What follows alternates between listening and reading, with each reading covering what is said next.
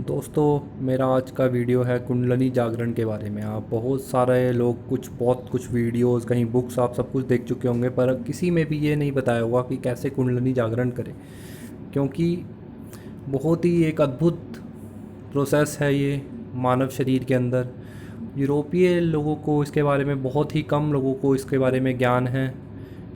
जैसे हम सब जानते हैं कि यूरोपीय लोगों का मानना है कि शारीरिक सुख ही परम सुख है। बट भारत जितना अंदर ऊपर से दिखता है उतना अंदर से भी है। तो हम जानते हैं शांति से कैसे जिया जाए। तो उसके बारे में कुंडलिनी जागरण आपको पूर्ण रूप से शांत कर देगा कि सारी इच्छाएं समाप्त हो जाएगी और एक बहुत ही अच्छा अनुभव होगा। सूक्ष्म शरीर द्वारा आप एक सूक्ष्म शरीर की प्राप्ति कर पाएंगे। स्थूल शरीर में रहते हुए भी सूक्ष्म शरीर में जा पाएंगे। जिन लोगों को सूक्ष्म शरीर के बारे में नहीं पता उन्हें मैं बता दूं कि सूक्ष्म शरीर, हमारे मानव शरीर के अंदर तीन तरह के शरीर होते हैं: स्थूल शरीर, सूक्ष्म शरीर और कारण शरीर। तो ऐसे ही ये तीन शरीर तीन जगत में रहते हैं। स्थूल शरीर स्थूल जगत यानी कि मृत्यु लोक पर, सूक्ष्म शरीर सूक्ष्म जगत में। ये इसके आगे की यात्रा है जब मानव शरीर सूक्ष्म शरीर को प्राप्त करता है। और उससे अगला है कारण जगत।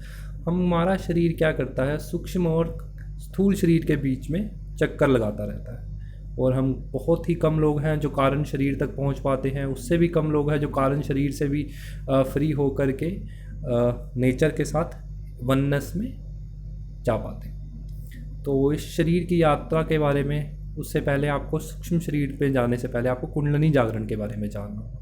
इसकी जागृत अवस्था करने के लिए बहुत सारे लिटरेचर अवेलेबल है। उसमें से मैं आपको, अगर आप एक यात्रा करना चाहते हैं, आप जानना चाहते हैं कि कैसे होगा, तो मैं एक बुक, बहुत ही अच्छी बुक आपको रिकमेंड करूँगा, कुंडलिनी जागरण एक अद्भुत यात्रा बाय राहुल शर्मा। ये ईज़िली अवेलेबल है बुक इंटरनेट पर, बहुत सारी साइट्स पर। तो मैंने जो बहुत सारा लिटरेचर पढ़ के यही सीखा है कुंडलिनी जागरण कैसे करें। अब मैं उसके बारे में आपको बताऊँ। तो कुंडलिनी जागरण के लिए आपको सिंपली क्या करना है, आपको पहले अपने शरीर का शुद्धिकरण करना है, जो कि मंत्रों द्वारा होता है। इसमें बहुत सिंपल सिंपल सात्विक मंत्र हैं, जैसे कि आपका गायत्री मंत्र हो गया, महामृत्युंजय मंत्र हो गया। आप इनका डेली उच्चारण कीजिए, काफ़ी दिनों तक आप उच्चारण कीजिए। जब भी आप फ्री हों थोड़ा बहुत उच्चारण कीजिए। इन मंत्रों से आपका शरीर का शुद्धिकरण होगा और वासनाओं से आपकी मुक्ति होगी, जैसा कि राहुल शर्मा जी की बुक में बताया गया है।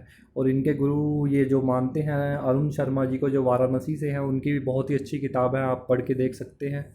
बहुत ही अच्छा आनंद मिलेगा। और आपको एक यात्रा के बारे में, आपको कैसे शुरुआत करना है, आपको ध्यान के बारे में कैसे शुरुआत करना है, बहुत ही अच्छा लिटरेचर है जो इन शरीर के बारे में है, सूक्ष्म शरीर के बारे में।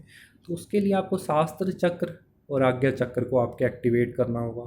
प्राण वायु से आपको प्राणायाम करने होंगे। प्राणायाम बहुत ही तरह के होते हैं। आप किसी भी प्रकार का प्राणायाम कीजिए सुबह उठ करके। 3 से 4 घंटे अगर आप प्राणायाम डेली करेंगे तो आपको उसमें बहुत हेल्प मिलेगी। आपका शरीर मजबूत होगा और आपको एक प्राण ऊर्जा या ओजस ऊर्जा की प्राप्ति होगी, जिस ऊर्जा के द्वारा आप सूक्ष्म शरीर में जा सकेंगे। तो जैसे कि इन्होंने बताया है, राहुल शर्मा जी ने, इनका कोई गुरु नहीं रहा। इन्होंने लिटरेचर पढ़ के, इंटरनेट द्वारा पढ़ करके ये ऊर्जा प्राप्त की। और एक सूक्ष्म जगत के इन्होंने बहुत ही अच्छे रहस्य, घटनाएं और अपने जीवन की बहुत अच्छी घटनाएं इस बुक में उतारी है। तो कुंडलिनी जागरण से पहले आपको शुद्धिकरण प्रोसेस से गुजरना पड़ता है। उसके लिए आपको मंत्र उपचार करने पड़ते हैं कई दिनों तक। आपको 15 से 20 या 30 दिन तक, एक महीने तक आप मंत्र उपचार कीजिए। जब भी थोड़ा बहुत आप फ्री हो, मंत्र उपचार से आपका शुद्धिकरण हो जाए। शुद्धिकरण के बाद आप, अगला स्टेप आता है आपका ध्यान और प्राणायाम।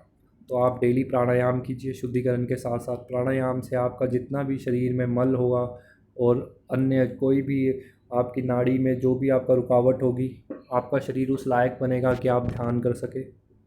ध्यान करने के बाद, ध्यान कैसे करते हैं आप, प्राणायाम बस सांसों की क्रिया से ही ध्यान किया जा सकता है। प्राणायाम कीजिए सिंपल, तो उससे भी आपका ध्यान लग जाएगा, विचारों से मुक्ति हो जाएगी, वही ध्यान होता है।